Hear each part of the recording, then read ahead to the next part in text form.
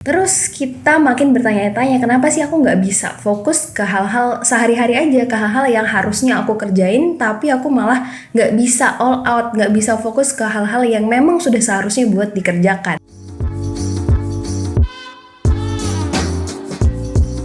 Mungkin banyak dari kita yang sering bertanya-tanya, kok ada sih orang-orang yang bisa ngelakuin banyak hal, bisa produktif.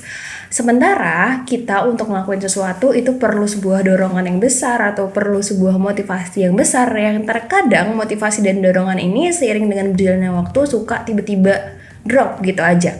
Atau pernah gak sih kamu ada di titik terendah yang ketika kamu berada di antara orang-orang yang punya tujuan atau udah bangun dari tidur panjangnya, bisa baca banyak buku, nulis, olahraga, sementara kita untuk ngehabisin satu buku aja tuh gak kelar-kelar selama 1 tahun terakhir, dan masih banyak ngabisin waktu untuk hal-hal yang gak menghasilkan apa-apa. Jadi ada sebuah artikel yang ditulis oleh Lisa Feldman Barrett buat New York Times. Jadi dia bilang gini, kita cenderung lelah bahkan frustasi ketika kita ngelakuin hal-hal yang butuh effort yang banyak. Jadi sebelum dilakuin aja tuh kita udah ngerasa berat gitu untuk ngelakuin hal itu. Terus kita makin bertanya-tanya, kenapa sih aku nggak bisa fokus ke hal-hal sehari-hari aja, ke hal-hal yang harusnya aku kerjain, tapi aku malah nggak bisa all out, nggak bisa fokus ke hal-hal yang memang sudah seharusnya buat dikerjakan. Harusnya kita udah tahu nih kita mau ngerjain apa aja, A, B, C, D, tapi pada kenyataannya otak kita cenderung memilih sesuatu yang lebih nyaman. Padahal sebenarnya ketidaknyamanan adalah sesuatu yang bisa bikin kita bertumbuh. Jadi sebenarnya di mana akar masalahnya? Seberapa sering sih kita nge-scroll, nge-refresh timeline Instagram, Twitter, bahkan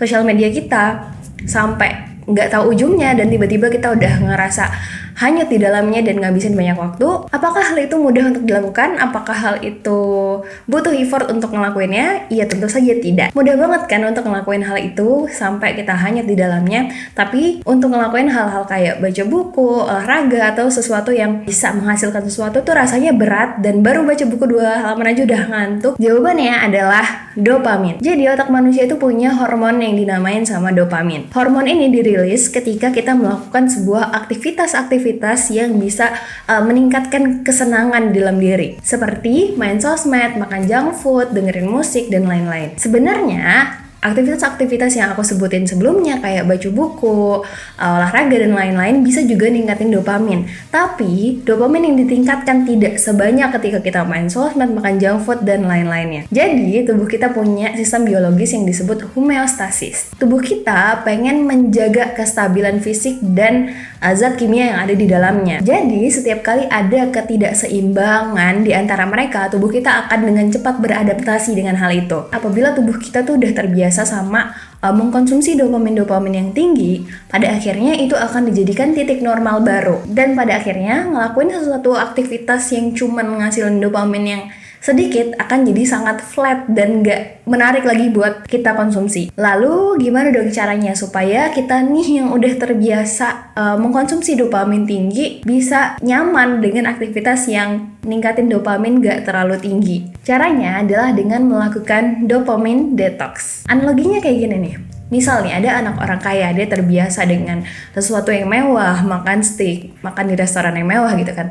Tiba-tiba kita ngasih dia tempe orek atau makan di warteg gitu kan. Tentu saja kemungkinan besar dia akan menolak. Tapi kalau misalnya dia terjebak di dalam hutan dan gak ada makanan apapun, otomatis dia bakal terima-terima aja kan apa yang dikasih buat dia. Nah, kurang lebih kayak gitu caranya dopamine detox bekerja. Masih bingung? Oke gini, kamu nggak makan junk food, nggak buka sosmed, atau bahkan kamu nggak merokok atau ngelakuin aktivitas yang berdopamin tinggi lainnya, intinya ngurangin level kesenangan yang biasa kita lakukan. Don't need to rush, pelan-pelan aja, kayak misal coba 1 minggu atau 2 minggu gitu. Nah, dengan cara ini kemungkinan besar dopamin yang ada di dalam tubuh kita akan berkurang, sehingga harapannya kita bisa lebih tahan dengan aktivitas-aktivitas yang gak menghasilkan dopamin yang tinggi. Tapi mulai dari mana dan gimana dong caranya? Nah, jadi ada 2 metode yang bisa kamu lakukan. Yang pertama yaitu cold turkey method. Oke, jadi cold turkey ini adalah salah satu metode yang drastis sih. Tapi jadi misalnya kayak kamu biasanya makan junk food, kamu biasanya ngerokok, kamu biasanya bisa 10-12 jam buka sosial media gitu kan. Nah, itu kamu cut off semuanya dalam 1 hari yang bersamaan.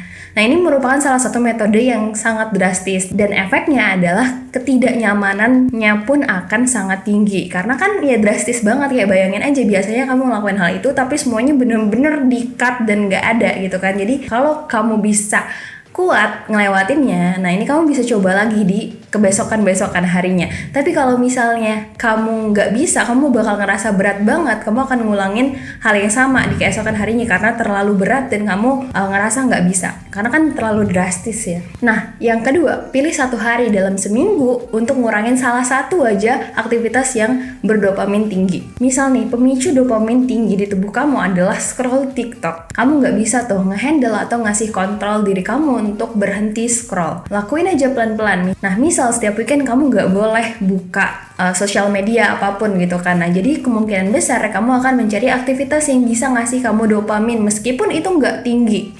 Seenggaknya kamu bisa mendapatkan dopamin gitu kan. Entah itu dari baca buku, entah itu dari olahraga, setidaknya kamu bisa mendapatkan kesenangan meskipun kecil. At the first time, percayalah ini akan terasa berat karena kita melakukan sesuatu yang tidak biasa dilakukan. Kamu bisa memotivasi diri kamu dengan dua hal, yaitu keuntungan dan kerugian. Keuntungan apa sih yang bisa kamu dapetin kalau kamu tidak melakukan hal itu, atau kerugian?